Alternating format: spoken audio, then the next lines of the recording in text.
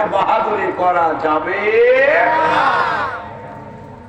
বাহাদুরি করব আল্লাহ ফায়সালা নেবে আসমান থেকে তো 14 গোষ্ঠীতে কেউ বাঁচাতে পারবে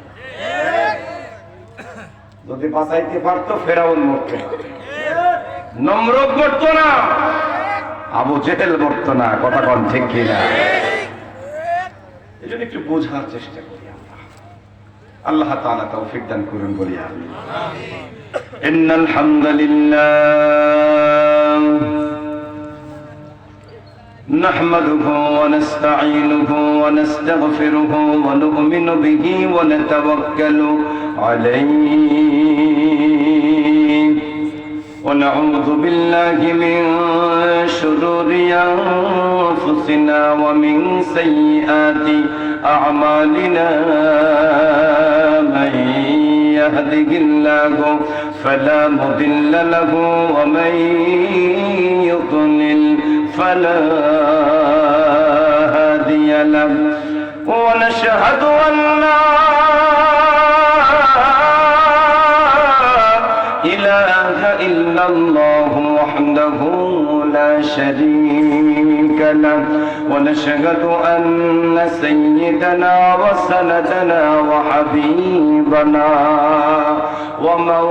ومولانا محمدا عبده ورسوله فقد قال الله تعالى في كلامه المجيد والفرقانه الحميد محبতের সাথে সকলে বলি আউযু বিল্লাহি মিনাশ শাইতানির রাজীম বিসমিল্লাহির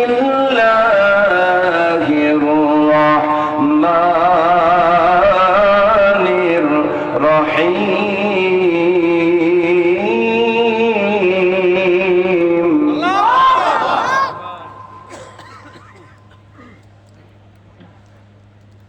ألف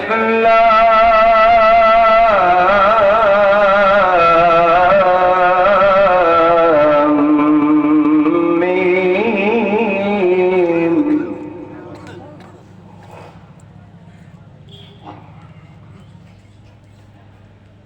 أحسب الناس أن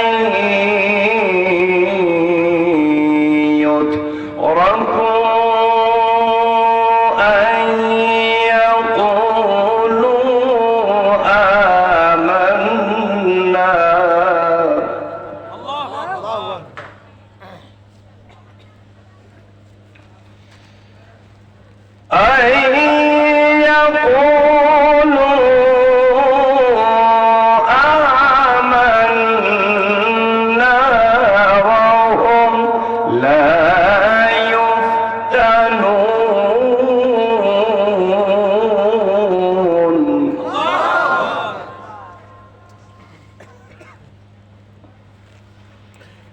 ولقد فتنا الذين من قبلهم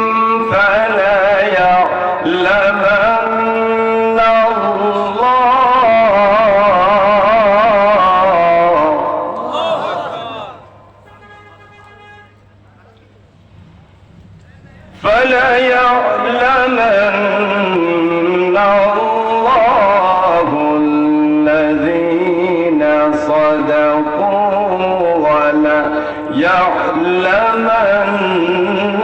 وليعلمن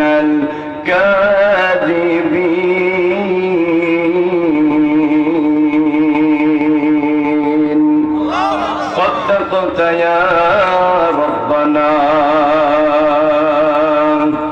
وقال النبي صلى الله عليه وسلم أشد الناس بلاء الأنبياء ثم الأمثل فالأمثل رواه مسلم أو كما قال عليه الصلاة والسلام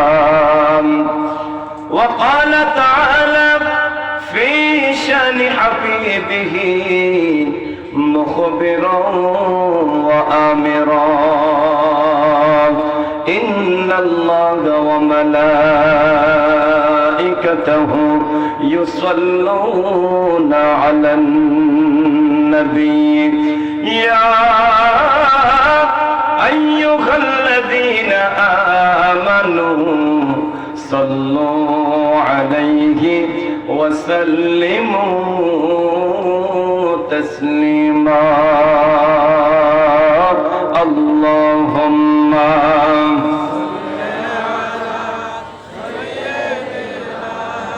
مولانا محمد وعلى آل سيدنا شافعنا محمد পৃথিবী যখন ঘোর ধারে মানবতা একেবারে নিঃস্ব রাসূল তোমার আগমনে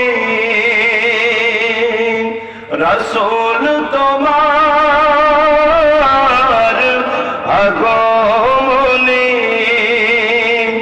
আলোকিত হলো সারা বিশ্ব পৃথিবী যখন ঘোর ধারে মানবতা একেবারে নিঃস্ব আলহামদুলিল্লাহ ঐতিহ্যবাহী পুরাপাড়া বাজার সংলগ্ন শ্যামনগর মন্ডলপাড়া জামে মসজিদের উদ্যোগে আজকের এই বিরাট তাফসীরুল কোরআন মাহফিলের মুআজ্জাজ মুকাররম সভাপতি সাহেব জনাব মোহাম্মদ ফুলজার হোসেন সাহেব আল্লাহ সুবহানাহু ওয়া তাআলা আমার মুরব্বিকে আজকের মাহফিলের সম্মানিত সভাপতি হিসাবে কবুল ও মঞ্জুর করুন বলি আমিন। এবং আজকের মাহফিল সাফল্যমণ্ডিত করবার ক্ষেত্রে যাদেরকে দাওয়াত করা হয়েছে, যারা দাওয়াতকে গ্রহণ করেছেন, আজকের প্রধান অতিথি জনাব অ্যাডভোকেট শফিকুল আজম খান চঞ্চল সাহেব, মাননীয় জাতীয় সংসদ সদস্য 83 ঝিনাইদহ 3, বিশেষ অতিথি হিসেবে যিনি আসনকে অলঙ্কৃত করেছেন জনাব মোহাম্মদ আমিনুর রহমান সাহেব, সম্মানিত চেয়ারম্যান 11 নম্বর মন্দারবাড়িয়া ইউনিয়ন পরিষদ। আল্লাহ সুবহানাহু ওয়া তাআলা আমাদের প্রধান অতিথি, বিশেষ অতিথি দ্বয়কে কবুল ও মঞ্জুর করুন বলি আমিন। ইসলামের জন্য, কোরআনের জন্য তাদেরকে কবুল করুন বলি আমিন। এবং আজকের মাহফিলে কোরআন এবং সুন্নাহ থেকে আমার পূর্বে যিনি আলোচনা করেছেন, আমি ব্যক্তিগতভাবে যার ভক্ত, যার কণ্ঠের পাগল, আন্তর্জাতিক খ্যাতিসম্পন্ন মুফাসসির কোরআন, বিশিষ্ট ইসলামী চিন্তাবিদ, ইসলামী সঙ্গীত শিল্পী হাফেজ কারি মৌলানা মোহাম্মদ আজিজুল হক মেহেরপুরি দাওয়াত বরকাতুহুল আলিয়া বারাকাল্লাহু ফি হায়াতি, সকলে বলি আল্লাহুম্মা আমিন। এছাড়া আজকের মাহফিলে আমাকে দাওয়াত করে যিনি ধন্য করেছেন, আপনাদের এই গ্রামের কৃতি সন্তান, আন্দোলিয়া দাখিল মাদ্রাসা সম্মানিত সুপার, আমি আমার অন্তরে অন্তঃস্থল থেকে মাওলানা আব্দুল কাদের সাহেবকে ধন্যবাদ জানাচ্ছি, কৃতজ্ঞতা প্রকাশ করছি। আল্লাহ সুবহানাহু ওয়া তাআলা তাকে কবুল করুন বলি আমিন। আজকের মাহফিলকে সাফল্যমণ্ডিত করবার জন্য যিনি পরিচালনা করছেন, অত্যন্ত চমকপ্রদ ভাষায় যিনি কথা বলে আপনাদেরকে টান টান উত্তেজনার মধ্যে রেখেছেন, আমার আনোয়ার ভাই। আল্লাহ সুবহানাহু ওয়া তাআলা আমার ভাইকেও কবুল করুন বলি আমিন। এছাড়া মঞ্চে উপবিষ্ট সম্মানিত উলামায়ে কেরাম, সম্মানিত সুধীজন, সামনে উপবিষ্ট দিনদার পরহেজগার ইমানদার মুত্তাকি ভাই এবং বন্ধুরা, পর্দার অন্তরালে আলোচনা শ্রবণরতা আমার শ্রদ্ধেয়া মা এবং বোনেরা, আল্লাহ রাব্বুল আলামিনের দরবারে শুকরিয়া আদায় করছি যে মহান রব্বুল ইজ্জত ওয়াল জালাল আজকের এই রাতে 31st নাইট উদযাপন না করে ইহুদি খ্রিস্টানদের কালচারকে প্রতিপালন না করে আল্লাহর কোরআনের আলোচনা শুনবার জন্য, বুঝবার জন্য, এই আয়োজন করবার জন্য তৌফিক এনায়েত করেছেন, সেই মহান রবের প্রতি কৃতজ্ঞতা স্বরূপ একবার শুকরিয়া আদায় করি, বলি আলহামদুলিল্লাহ। আর জোরে বলি আলহামদুলিল্লাহ।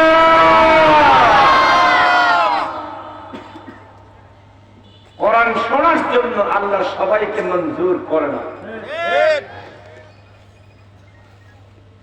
আমরা যদিও মুসলমানের ঘরে আল্লাহ জন্ম দিয়েছেন আলহামদুলিল্লাহ, কিন্তু বাংলার জমিনে অনেক মুসলমানের বাচ্চা আছে, কোরআনের ময়দান দেখলে ওর মনের মধ্যে ভালো লাগে না। আছে না নাই?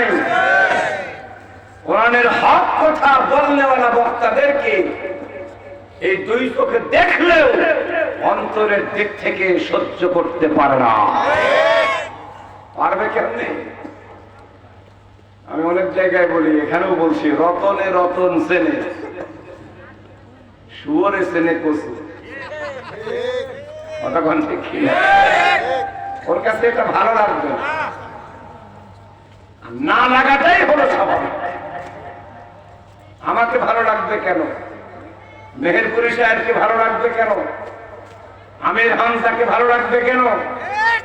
আজহারিকে ভালো লাগবে কেন? মামুনুল হককে ভালো লাগবে কেন? কারণ তারা তো তোমাদের সাথে আতাপ করে চলে না। কথা বলে ঠিক কিনা? তোমাদের অবৈধতাকে বৈধতা দেওয়ার সনদ তারা দেয় না, এজন্য ভালো লাগে না।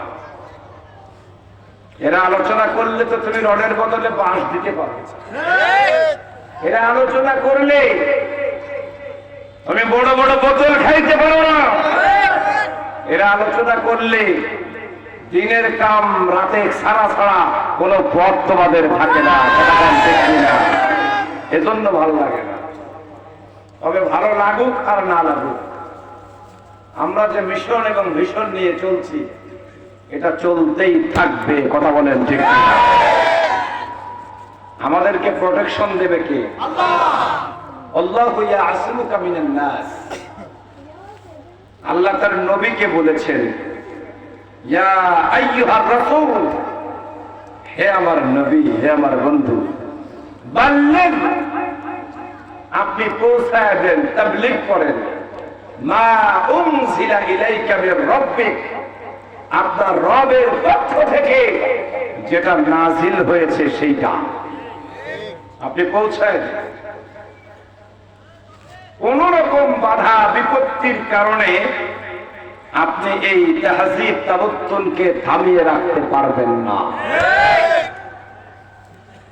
ফাইল্লাম তাফআল ফামা বাল্লাগতা রিসালাতা।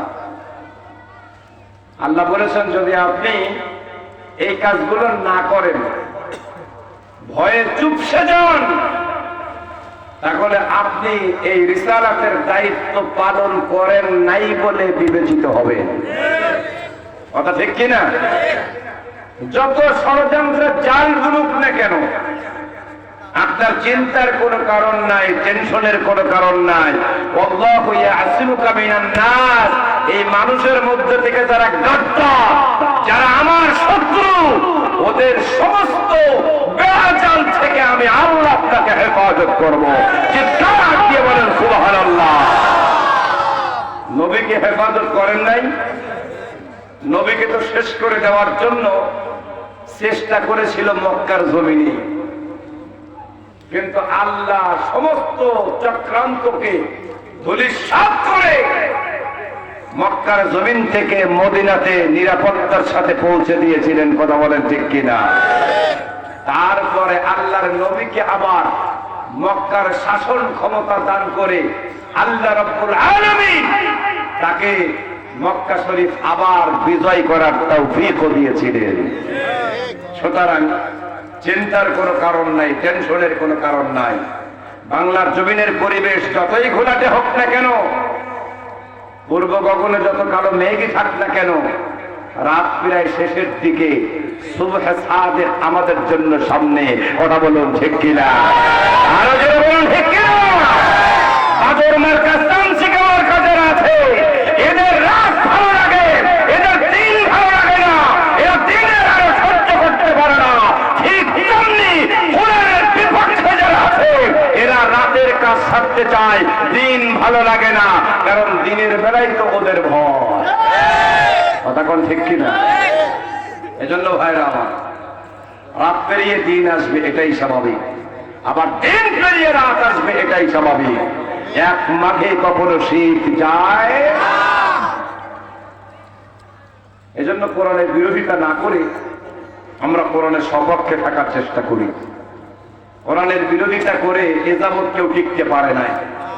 আবু জেহেল টিকতে পারে নাই, উতবা, সাইবা, ওয়ালিদ ইবনে মুগীরার মতো কাট্টা কাফের তারাও টিকতে পারে নাই। আল্লাহর শানের বিরুদ্ধে কথা বলে, কোরআনের বিরুদ্ধে কথা বলে, ওয়াজের বিরুদ্ধে কথা বলে, নবীর বিরুদ্ধে কথা বলে এর আগে লতিফ সিদ্দিকী টিকতে পারে নাই। ওলামাদের বিরুদ্ধে কথা বলে ইসলাম থাকবে কি থাকবে না এই রকম মন্তব্য করার কারণে বাংলার জমিনের টাকলা মুরাদও টিকতে পারে না। মুরাদের পথকে যারা অনুসরণ করবে, এই লতিফ সিদ্দিকীর পথকে যারা অনুসরণ করবে, এরাও টিকতে পারবে না, পারবে না, পারবে না। সুতরাং আসেন আমরা কোরআন শোনার চেষ্টা করি, কোরআন বোঝার চেষ্টা করি, কোরআনকে মেনে নেওয়ার চেষ্টা করি। এটা এমন একটা কিতাব, আপনি তো মুসলমান, আপনার লাগবে।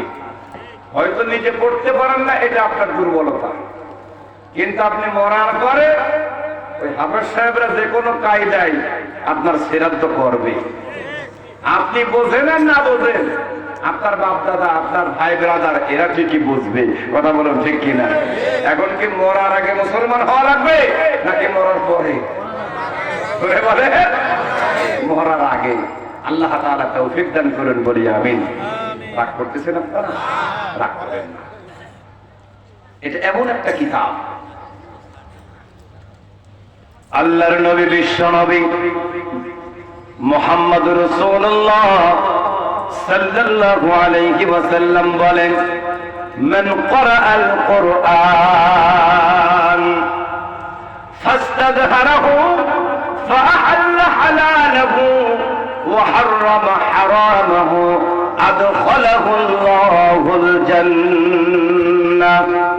যে ব্যক্তি কোরআন পড়ে আর কোরআনে বর্ণিত হালালকে হালাল মানে, হারামকে হারাম মানে, আমার আল্লাহ রাব্বুল আলামিন তার ব্যাপারে নবীকে জানায় দিয়েছেন, নবী হে, আপনি আপনার উম্মতদেরকে জানায় দেন, কোরআন ওয়ালাদেরকে জানায় দেন, আমি আল্লাহ রাব্বুল আলামিন তাকে জান্নাতের মেহমান বানায় দেব। আর যদি কোরআনের বিরোধিতা করে, ওমান আরাদা আন যিকরি, যারা আমার কোরআন থেকে মুখ ফিরিয়ে নেবে, কোরআনের বিরোধিতা করবে, কোরআন মানবে না, কোরআন শুনবে না, কোরআন বুঝবে না, ফাইন্না লাহু মাঈশাতান দঙ্কা, আমি আল্লাহ ওই ব্যক্তির দুনিয়ার জীবনকে সংকীর্ণ করে দেব।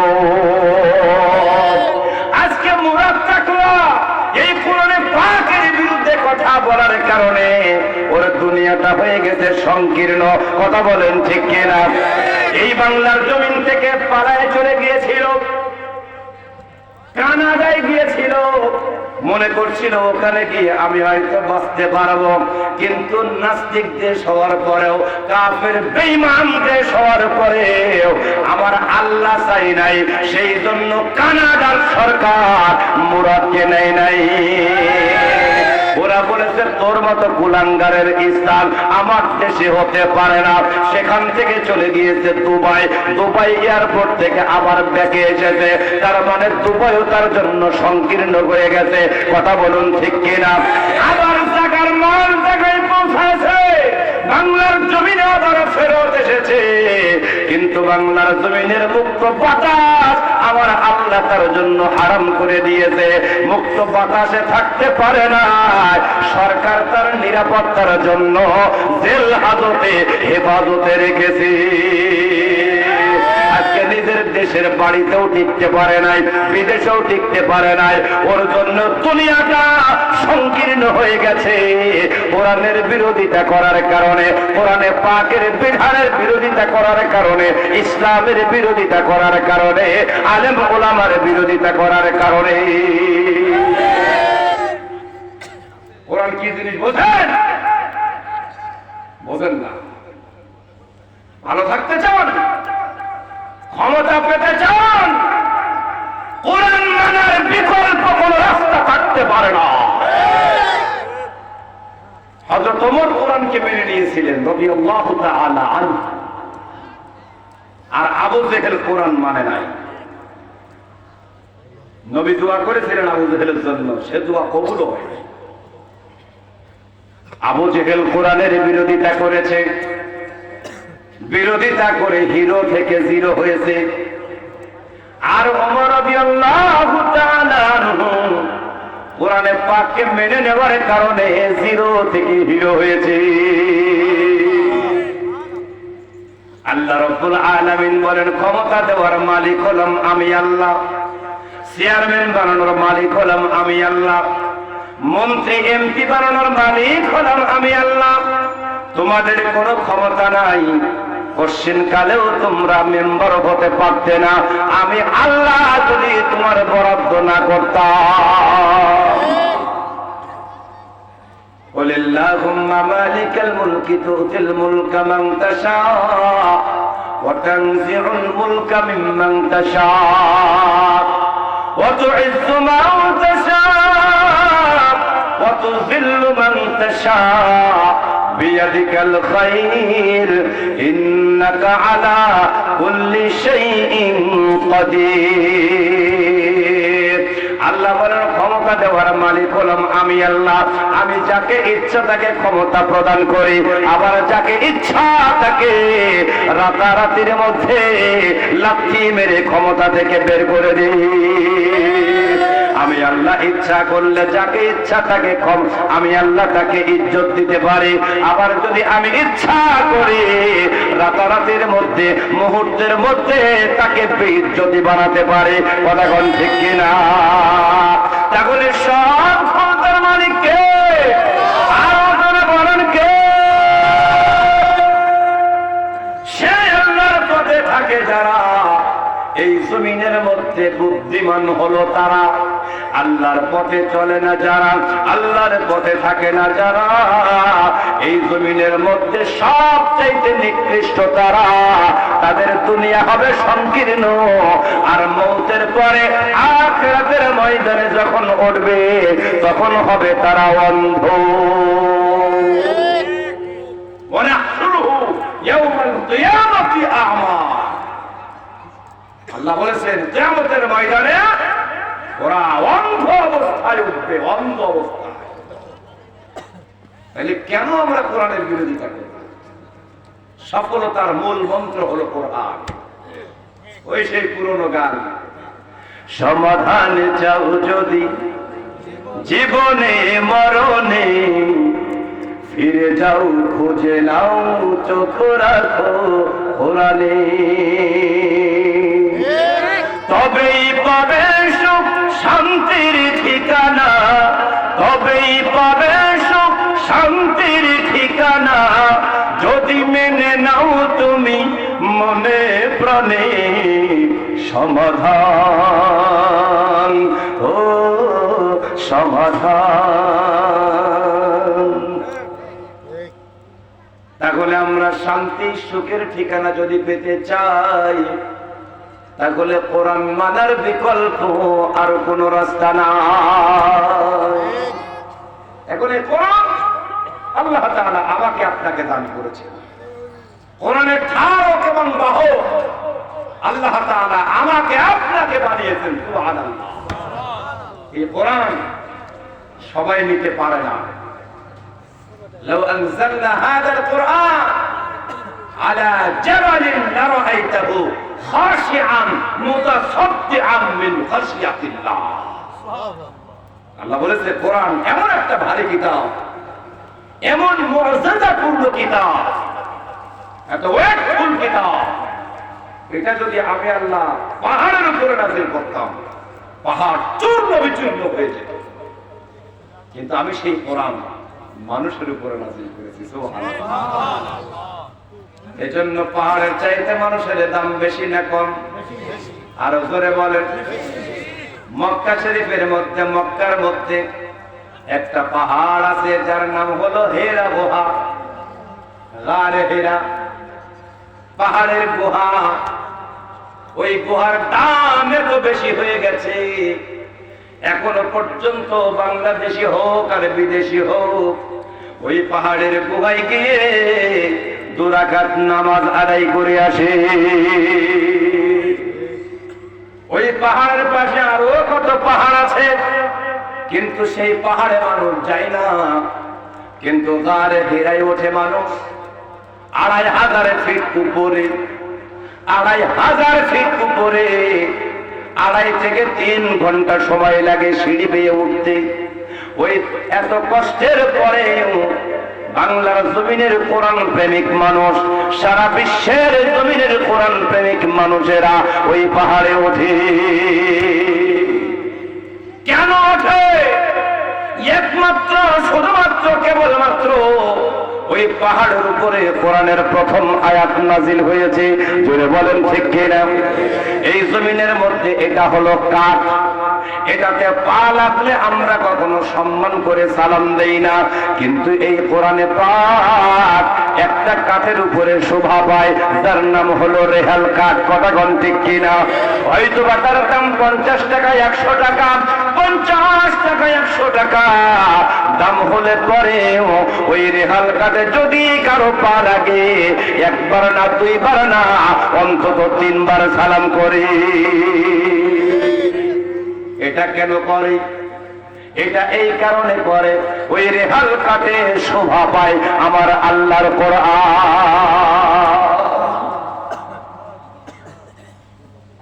কিন্তু আমরা এমন তো কল্পনা, কোরআনের শান মান বুঝি নাই।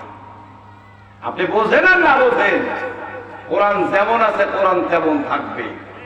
কোরআনের বিধানকে কেউ রদ করতে পারবে না। ইসলাম যেমন আছে তেমন থাকবে। ইসলাম বিজয়ী হবে হবে, আপনি থাকলেও হবে, না থাকলেও হবে। আপনি না থাকলে ইসলামের কোনো ক্ষতি হওয়ার সম্ভাবনা না, বরং ক্ষতি হওয়ার সম্ভাবনা আছে আমার আপনার। কথা ঠিক কি না? এখন আপনারা কি ক্ষতি চান না উন্নতি চান? হ্যাঁ, রহমত চান না গজব চান? তাহলে এই কোরআনকে জিন্দা রাখতে হবে, কোরআনকে খাড়া করে রাখতে হবে।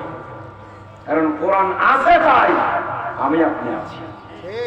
যখন কোরআন থাকবে না তখন তো তুমি থাকবে না মিয়া, দুনিয়া থাকবে না। কিসের তোমার ক্ষমতা? 50 বছর মেয়াদ নিয়ে আসতো, এ ক্ষমতা থাকবে না।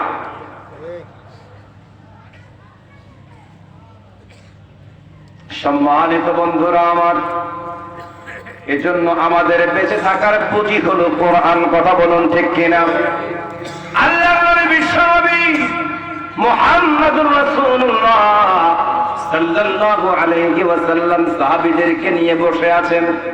এমন সময় একজন আগন্তুক, নতুন একজন মানুষ, এই এলাকার জন্য নতুন এমন একজন মানুষ এসে আল্লাহর নবীর সাথে তিনি কথা বলতে এসেছেন। আল্লাহর নবী বসে আছেন, নামাজের সূরাতে বসে আছেন, উনিও নামাজের সূরাতে নবীর কাছে এসে বসলেন। এত কাছাকাছি, আল্লাহর নবীর হাঁটু মুবারকের সাথে উনিও হাঁটু লাগায়ে বসলেন। আল্লাহর নবী যেমন বসে আছেন তিনিও তেমন বসলেন। আল্লাহর আল্লাহর নবী সাল্লাল্লাহু আলাইহি ওয়াসাল্লামের হাঁটুর উপরে হাত রেখে বলতেছেন, ইয়া রাসূলুল্লাহ ইয়া হাবিবাল্লাহ, মা মা'নাল ঈমান, মা মা'নাল ইসলাম, মা মা'নাল ইহসান। ইয়া রাসূলুল্লাহ ইয়া হাবিবাল্লাহ, আপনি বলুন ঈমান কি, ইসলাম কি, ইহসান কি? আল্লাহর নবী সাল্লাল্লাহু আলাইহি ওয়াসাল্লাম একটা একটা করে জবাব দিলেন। জবাব পাওয়ার পরে মুস্কি হাসি দিয়ে বলছে, সাদ্দাক্তা ইয়া রাসূলুল্লাহ, ইয়া রাসূলুল্লাহ ইয়া হাবিবাল্লাহ, আপনি যা বলেছেন আপনি সত্য বলেছেন। এরপরে বলতেছে, ইয়া রাসূলুল্লাহ ইয়া হাবিবাল্লাহ, মাতা ইয়াউমুল কিয়ামা, এবার আপনি বলেন কিয়ামত কখন হবে? ওই লোকটা যখন নবীকে বললেন, বলেন আপনি কিয়ামত কখন হবে? আমার আপনার নবী বিশ্ব নবী, আল্লাহর পরে যার মর্যাদা, আল্লাহর রাসূল যদি যে বিষয়টাকে হা বলেছেন, আল্লাহ তার সম্মানে বিষয়টা হালাল করে দিয়েছেন। আল্লাহর নবী যেটাকে না বলেছেন, আমার আল্লাহ রাব্বুল আলামিন নবীর সম্মানে গোটা বিষয়কে হারাম করে দিয়েছে। সেই নবী মুস্কি হাসি দিয়ে বলছে, আমার মনে হয় জবাবদানকারীর চাইতে প্রশ্নকারী এই বিষয়ে ভালো জানে। আল্লাহর নবী বললেন, যিনি আমাকে এতক্ষণ প্রশ্ন করল, এই প্রশ্নের জবাব আমার চাইতে তিনি ভালো জানেন। সুবহানাল্লাহ। এইবার তিনি অনেকগুলো কথা বললেন, অনেকগুলো কথা, কিয়ামতের আলামত সম্বন্ধে অনেক কথা বললেন। তার মধ্যে শেষ কথা হলো, এই জমিন থেকে যেদিন কোরআন উঠে যাবে, এই জমিন থেকে যেদিন কোরআন উঠে যাবে, এটা কি হুজুরদের মুখে আপনারা শুনছেন না? কোরআন উঠে যাবে। আপনি কোরআন খুলবেন, এখন খুললে সাদা পৃষ্ঠার ভিতরে কালো লেখা আছে না নাই? কালো লেখা আছে না? কোরআন খুলবে ইমাম সাহেব, হাফেজ সাহেব, আলেম সাহেব, কিন্তু কোরআনের ভিতরে কোনো অক্ষর আর পাবে না। আমার আপনার নবীকে বলা হলো, এই জমিনের মধ্যে যেদিন কাগজ থেকে অক্ষরগুলো উঠে যাবে, তার মানে যখন তাদের সিনা থেকে কোরআন উঠে যাবে, পৃষ্ঠা থেকে যখন কোরআন উঠে যাবে, আমার আল্লাহ রাব্বুল আলামিন সেই দিন ইসরাফিল আলাইহিস সালাতু ওয়াস সালামকে সিংহায় ফুৎকার দেওয়ার জন্য আদেশ করবে। সম্মানিত বন্ধুরা আমার, এই হাদিস দ্বারা বুঝে গেল, হাদিসটার নাম হলো হাদিসে জিবরাইল। যিনি আল্লাহর নবীর হাঁটুর সাথে হাঁটু মিলায়া বসলেন, তিনি ছিলেন জিবরাইল। তিনি যখন এই কথা বললেন, এই জমিন থেকে যেদিন কোরআন উঠে যাবে সেই দিনই কিয়ামত হবে। এইবার আপনারা বলেন এই কথাটা সত্য কিনা? তাহলে কোরআন না থাকলে এই জমিন থাকবে না, জমিন যদি না থাকে তোমার চেয়ার থাকবে। তুমি যে দিনে কয় মন গাঁজা খাও তা আমি বলতে পারবো না। যদি বুদ্ধিমান হন তাহলে অবশ্যই সবার আগে ক্ষমতা রাখতে গেলে, জীবন রাখতে গেলে, সম্পদ রাখতে গেলে যত্ন করতে হবে এই কোরআন কি। কিন্তু এরা তো বোঝে না, এরা না বুঝে কোরআনকে বন্ধ করে দেওয়ার ষড়যন্ত্র করে। কথা বলেন ঠিক কিনা? আজকে মাগরিবের নামাজের পরে আমাকে ফোন দেওয়া হলো চুয়াডাঙ্গা হাজরাহাটি থেকে। বললে, হুজুর অত্যন্ত দুঃখের সাথে জানাচ্ছি, আমরা অনেক চেষ্টা করার পরেও মাহফিলের কোনো অনুমোদন নিতে পারি নাই। নতুন চেয়ারম্যান হয়ে শপথ গ্রহণ করে এসছে, উনি কোশ্চিনকালেও আমাদের এত অনুরোধ করার পরেও কোরআনের মাহফিলের অনুমোদন দেয় না। সুবহানাল্লাহ। কেন নাউযুবিল্লাহ? কেন? ভোট দে, ভোট দে। ভোট না দিলেও হয়ে যাচ্ছে, ভোট রাত্রি হয়ে যাচ্ছে। সবাই কিন্তু খারাপ না, তাইলে আপনাদের মাহফিল হতে না, ঠিক কিনা? এই যে আমাদের আমিনুর রহমান সাহেব নবনির্বাচিত চেয়ারম্যান, আমি ধন্যবাদ জানাচ্ছি। অন্তরের অন্তঃস্থল থেকে দোয়া করতেছি তার জন্য, কারণ তিনি অনুমোদন দিয়ে মাহফিলকে সার্থক করেছেন। কথা বলেন ঠিক কিনা? মনের ভিতরকার সমস্ত ঘৃণা প্রকাশ করছি ওই চেয়ারম্যানের জানোয়ারের প্রতি, যে অন্তত বাংলার জমিনে কোরআন পাকের মাহফিলের অনুমোদন দেয় না। ও কি মানুষ? মানুষ না। কোরআন সহ্য করতে পারে না কারা? যাদের জন্মের কোনো সনদ নাই, যাদের জন্মের সনদ আছে, এরা কোনদিন আরামের বিরোধিতা করে না, কোরআনের বিরোধিতা করে না, ইসলামের বিরোধিতা তারা কোনদিন করে না। একটা চেয়ারম্যানের কাছ থেকে কোরআনের মাহফিলের অনুমোদন নেওয়া লাগবে। তুমি কে? কে তুমি? 3 টাকার চেয়ারম্যান, চোর বাদ দিলে তো কোনো লোক নাই। চাল চোর, বোম চোর, টিন চোর, পায়খানা চোর, রড চোর, কথা বলতে কি না? ওর কাছ থেকে কোরআনের মাহফিলের অনুমোদন নেওয়া লাগবে। দুঃখ হয় আমাদের। নসিহত করছি, আমার কথায় রাগ করলে আমাকে মাফ করে দেবে না।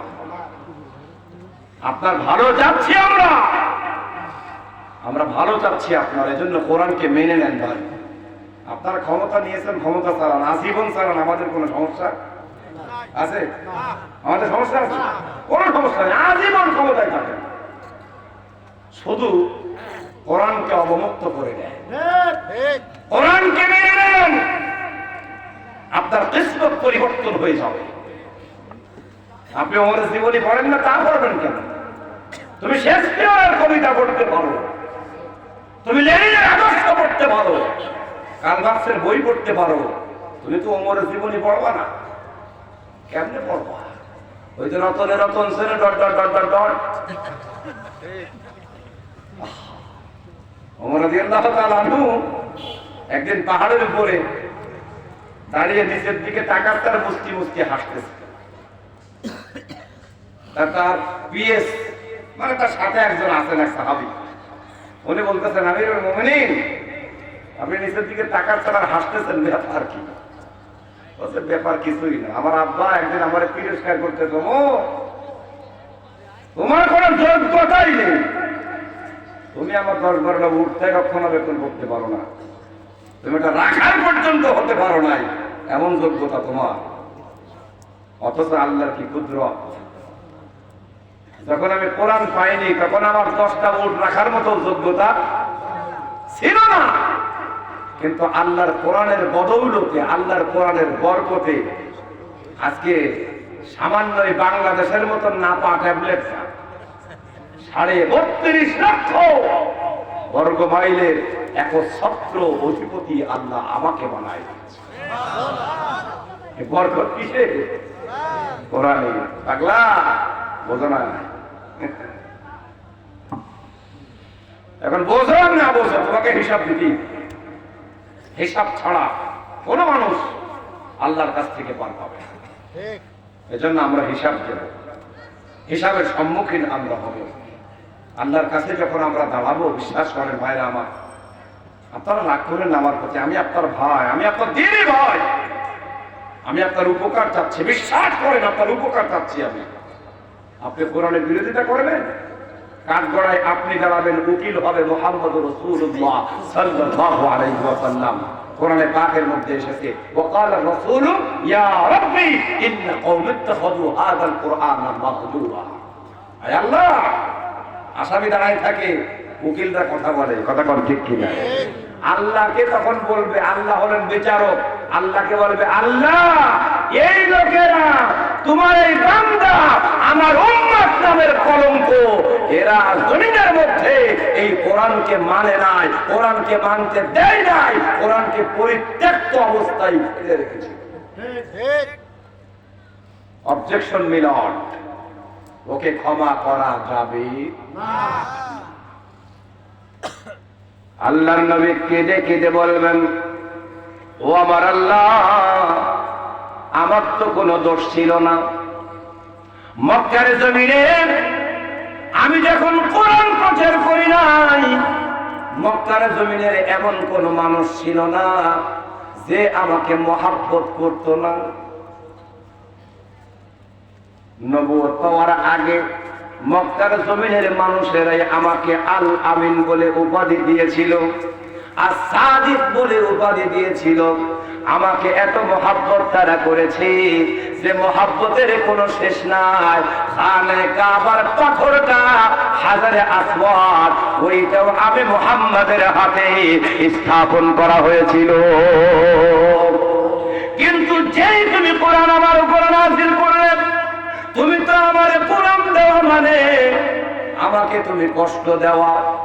যখনই কোরআন আমার উপর নাযিল করলে, আয় আমার আল্লাহ, তখনই মক্কার জমিনে যারা আমাকে সম্মানের চোখে সালাম দিত, ওই দিন তারা ওই হাত উঁচা করে আমার গায়ে পাথর মেরেছে। যেই কাফের বেঈমানেরা আমাকে মহব্বত করত, আমাকে ক্ষমতা দেওয়ার জন্য তারা প্রস্তাব পর্যন্ত দিয়েছিল, আমাকে অর্থ সম্পদ দিয়ে ভরিয়ে দেবে বলেছিল, সেই কাফের বেঈমানদের সাথে আমি মিলিত হই নাই। তোমার কোরআনকে প্রচার আর প্রসার করার জন্য আমি তাদের কোনো শর্ত মেনে নেই নাই, একমাত্র তোমার পক্ষ থেকে দায়িত্ব পালন করার জন্য। আয় আমার আল্লাহ, আয় আমার রব, এত সুবিধা থাকার পরেও শুধুমাত্র কোরআন প্রচার আর প্রসার করার কারণে উহুদের ময়দানে আমি মুহাম্মদ দান মুবারক শহীদ করেছি। তায়েফের ময়দানে পাথরের আঘাত হয়েছে, আমি আমার সমস্ত শরীরটাকে জারজার করে ফেলেছি। ও আমার আল্লাহ, এই যে যারা দাঁড়িয়ে আছে কাঠগড়ার মধ্যে, এই হারাম দাদাদের কারণে আমি তায়েফে মারে খেয়েছি, উহুদে মারে খেয়েছি, মক্কার জমিনে অপমানিত হয়েছি, লাঞ্ছিত হয়েছি। আমি নবী মুহাম্মদ, আমি আপনাকে জানাতে চাই, এই তোমার বান্দা বেঈমান বেঈমান বেঈমান কোরআনের সাথে গাদ্দারি করা বান্দা পশ্চিম কালেও যেন জান্নাতে যেতে পারে না। পারবেন? নবী যদি বিপক্ষে থাকে, তোমার বাঁচানোর মতো আর কেউ থাকবে? আল্লাহ তোমাকে ছেড়ে দিয়ে পরীক্ষা করছে। আমার আজকের আলোচনার বিষয় হলো পরীক্ষা। কি পরীক্ষা ছাড়া যেমন কোন ছাত্র হয় না, এখন তো সব অটো পাস। কি অটো পাস? কয়দিন পরে আসবে তোর বাপের নাম কি রে খোকা? 3-4 লেখেন টিক দিবা।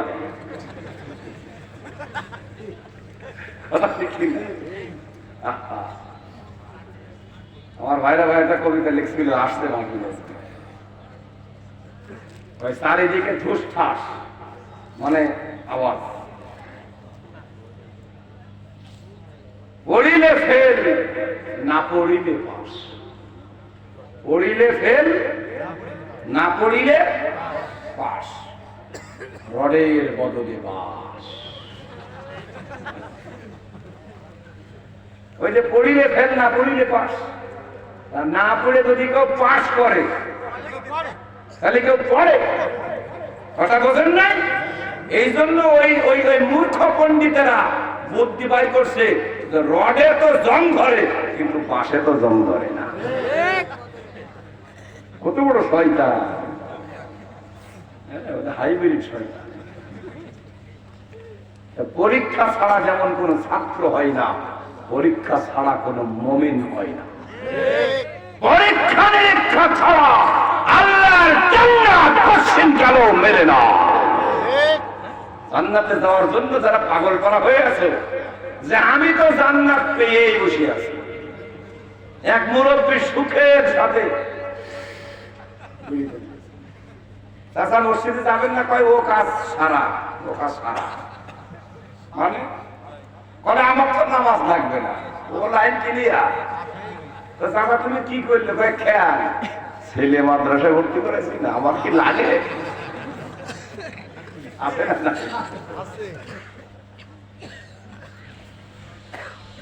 অথবা চিন্তা করে আমি তো মসজিদের সভাপতি,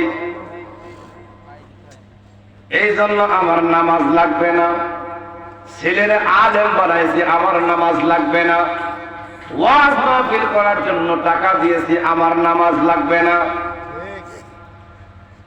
এরকম চিন্তাধারা নিয়ে যারা বসে আছো, আমি তোমাদের বলে যাই, অত গোড়াচ্ছেন না। জান্নাত পাওয়ার জন্য যারা চেষ্টা ফিকির করতেছো, আল্লাহর জান্নাত এমনি এমনি পাওয়া যায় না। কথা কোন ঠিক কিনা? আল্লাহর জান্নাত তো মামু বাড়ির মোয়ানা।